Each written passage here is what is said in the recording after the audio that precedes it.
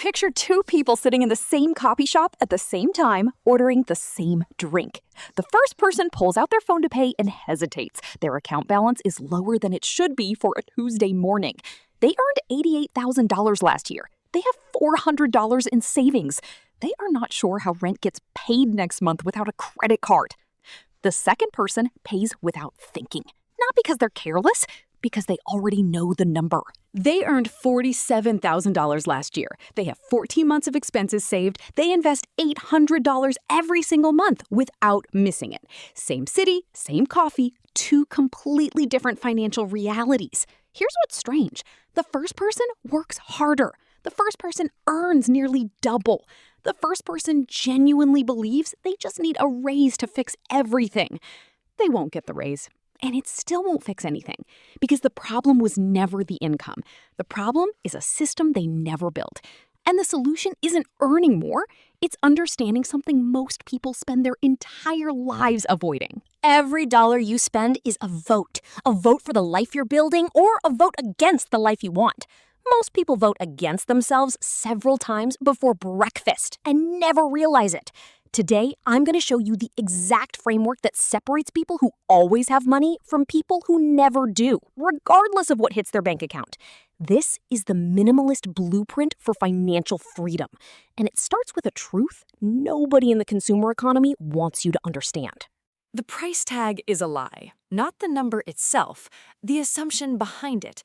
When you see a price, your brain registers a one-time cost. You pay, you own, transaction complete. But ownership is not a transaction. Ownership is a subscription you signed up for forever. That $1,200 couch you bought requires space in your home, space that costs money every single month in rent or mortgage payments. That $3,500 home theater system needs dusting, upgrading, insuring, and eventually disposing of. That $800 espresso machine needs descaling, replacement parts, and a constant supply of specialty beans. The purchase price is the entry fee. The ongoing costs are the membership dues nobody tells you about when you swipe the card. I want you to do something uncomfortable. Think about one large purchase you made in the last 3 years. Now add up every dollar that purchase has cost you since the day you bought it. Maintenance, storage, accessories, upgrades, insurance, mental energy. The number is higher than you expected. It always is. This is the foundation of the minimalist money blueprint. And once you see it, you cannot unsee it. Rule 1. Calculate the true cost, not the sticker cost. Before any purchase, ask yourself 3 questions. How many times will I realistically use this in the next 12 months? What will it cost me to maintain, store, and eventually get rid of? And what would this money grow to if I invested it instead? A $500 item used twice a year costs $250 per use. That same $500 invested at average market returns for 20 years becomes nearly $2,000. You're not just buying the item. You're buying the item instead of $2,000 of future freedom. That math doesn't make everything a bad purchase, but it makes most impulse purchases obviously, undeniably, indefensibly bad. Rule 2. Own what you use. Release everything else. Walk through your home this weekend and ask yourself one question about every single object you see. If this disappeared tonight, would I spend money to replace it? Not could you, not should you. Would you actually go buy another one? Be ruthlessly honest. Would you replace the bread maker that's been on the counter for 2 years and used twice? Would you replace the gym equipment wearing clothes in the spare bedroom? Would you replace the kitchen gadget that promised to change your cooking and changed absolutely nothing? For most things in most homes, the honest answer is no. And that answer matters enormously because every item you would not replace is costing you something right now. Space, attention, maintenance, stress. The low-level mental hum of owning things you don't want is more expensive than people realize. Sell what has value. Donate what someone else can use. Discard what serves no one. The clarity that follows is not metaphorical. It is immediate, physical, and measurable. Rule 3, stop upgrading things that already work. There is an industry worth trillions of dollars built entirely around convincing you that functioning things are inadequate. Your phone makes calls, sends messages, runs every app you need, but the new model has a slightly better camera, so apparently you need to spend $1,100 to fix a problem you didn't have. Your car gets you everywhere you need to go, reliably, safely, comfortably, but the new model has updated styling, so apparently your perfectly functioning car is now something to be embarrassed by. This is not progress. This is wealth erosion dressed in marketing language. Minimalists define one simple rule. An item is replaced when it fails to function. Not when something newer exists. Not when you're bored with it. Not when a colleague upgraded theirs. When it cannot do the job it was bought to do. That is the only valid replacement trigger. The average person replaces a functioning phone every 26 months. Over 30 years, that pattern costs between $35,000 and $50,000. That is not a small number. That is a down payment. That is years of investment returns. That is options you traded away for screens you didn't need. Rule 4. Make saving automatic and spending inconvenient.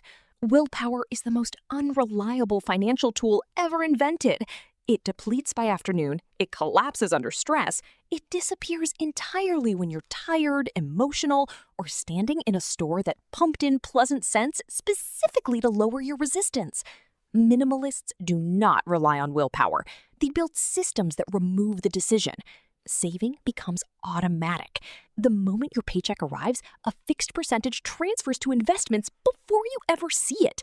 You don't decide to save. The system saves for you. Spending becomes inconvenient. Credit card numbers removed from browsers. Shopping apps deleted from your phone. Promotional emails permanently unsubscribed. A 48-hour waiting period required before any non-essential purchase. These are not dramatic sacrifices. They are small frictions that eliminate a staggering amount of money lost to impulse. Studies consistently show that most purchase desires evaporate within 24 to 48 hours if not acted on. That object you absolutely needed on Monday is something you've forgotten by Wednesday. The money you didn't spend is still yours. Rule 5. Learn to recognize the multiplier trap. No purchase exists in isolation. Every major item you bring into your life arrives with an invisible entourage of related purchases, ongoing costs, and lifestyle obligations. A boat is never just a boat. It's a trailer, a hitch, a storage unit, annual registration, monthly insurance, seasonal maintenance, safety equipment, and a vehicle capable of towing all of the above. A vacation home is never just a vacation home. It's property taxes on 2 properties, maintenance on a home you visit occasionally, furniture, appliances, and utilities for a house that sits empty most of the year. A pet project business is never just a business. It's equipment, software, legal fees, accounting costs, and years of evenings you will never get back. Before any significant purchase, minimalists calculate the full ecosystem, not just the item, the entire orbit of costs that item will drag into your life. The question is never just, can I afford this? The question is, can I afford everything that comes with this? Usually, the honest answer changes the decision entirely. Rule 6. Define enough before you start spending. Here is the trap that catches nearly every high earner eventually. Income grows, lifestyle grows to match it, satisfaction stays exactly the same. At $60,000 a year, they dreamed of earning 6 figures. At $100,000 a year, they need $150,000 to feel comfortable. At $150,000 a year, they're still 2 bad months from genuine panic.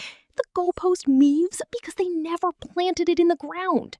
Minimalists do something almost no one in consumer culture does. They decide what enough looks like before they start earning toward it. They define the home that is sufficient, the car that meets actual needs, the wardrobe that covers every occasion without overflowing every closet. Then they earn past that line and let everything above it flow directly into freedom. The person who defined enough at $55,000 of annual spending and then earns $130,000 is building wealth at a speed most people cannot imagine. The $75,000 gap between income and enough, doesn't buy more things. It buys time, options, safety, choice. That is what money is actually for. Rule 7, stop measuring wealth by what you own. Start measuring it by what you can choose. This is the shift that changes everything. Conventional thinking measures success by visible accumulation. The house, the car, the watch, the wardrobe, the things you can point to and expect others to be impressed by. But here is what that model actually produces. People who earn enormous incomes and cannot afford to quit a job they hate. People who look wealthy and cannot survive a 3-month interruption in pay. People who have everything and can choose almost nothing. Real wealth is not what you have. Real wealth is what you can do. Can you walk away from a situation that is damaging your health? Can you take 6 months to care for someone who needs you? Can you say no to an opportunity that pays well but costs too much? Can you stop working before 65 and actually mean it? These choices are only available to people who have built margin between what they earn and what they require to live. The person spending $190,000 of a $200,000 income has no margin. They are one crisis away from collapse, regardless of how impressive their lifestyle looks. The person spending $42,000 of a $75,000 income has enormous margin. They can absorb almost anything, and they can choose almost everything. Rule 8. Declutter in cycles, not in crises. Most people who try to simplify their finances and their space do one massive purge, feel extraordinary for 3 weeks, and drift quietly back to exactly where they started within a year. The purge felt productive. The slow reaccumulation felt like nothing. And then suddenly, the closets are full again, and the bank account is thin again, and nothing has actually changed.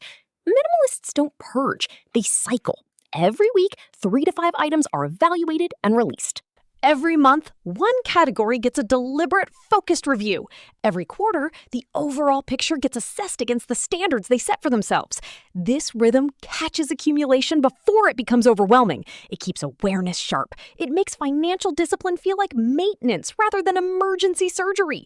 Small, consistent actions compound in finances and in space.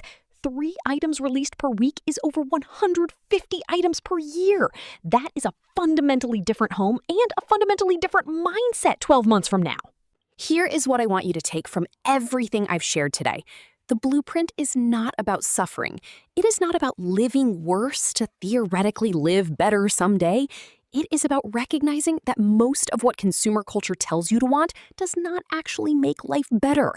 Research across decades and demographics confirms it with remarkable consistency. Beyond a baseline of genuine comfort and security, additional spending contributes almost nothing to real life satisfaction. Yet most people spend as though happiness scales forever with consumption. It doesn't, and somewhere in the back of their minds, they already know that. The 2 people in that coffee shop at the beginning of this video made their choices years before that Tuesday morning. One chose accumulation without intention. One chose freedom with a plan. Both paths are available to you right now, regardless of what you currently earn. The only question worth answering today is, which life do you actually want to build? Because the blueprint is here. The decision is yours.